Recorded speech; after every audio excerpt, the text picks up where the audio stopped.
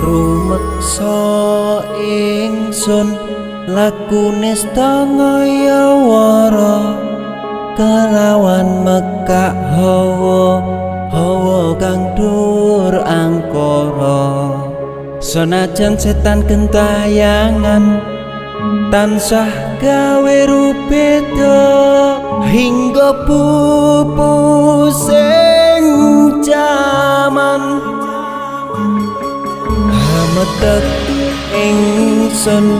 nyirep geni wisamurka maperhardaning panca saben ules sing netra linambaran sih kawelasan ingkang paring kamulyan Sang Hyang Jati